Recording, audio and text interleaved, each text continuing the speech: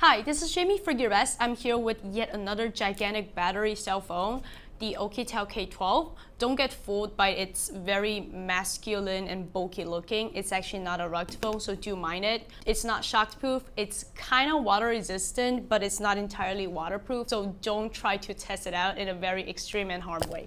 So let's move on. I tried this phone. I have to be honest, I'm not a big fan of this. Not only because it's extremely bulky, despite the fact that it comes with a 10,000 milliamps of battery, but also there are some general spec that just doesn't speak to me. So let's get to that. We're gonna go through some basic specs before we get into the main point, which is the battery capacity.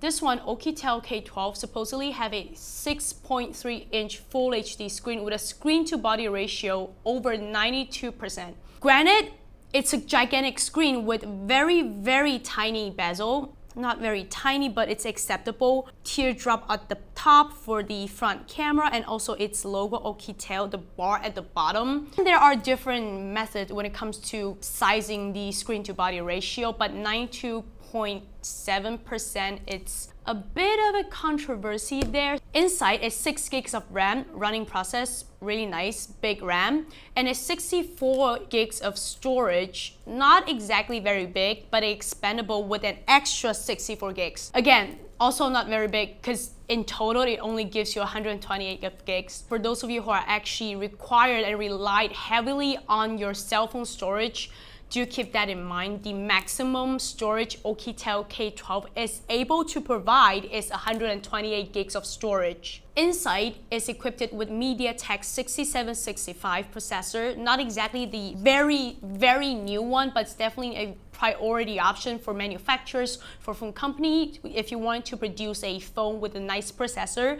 at a relatively nice price. Finally, before we get to the battery, we're gonna quickly mention the front camera and as well as the rear camera. So I'm gonna put out the front camera, which is 8 megapixel at the top, and see how it goes.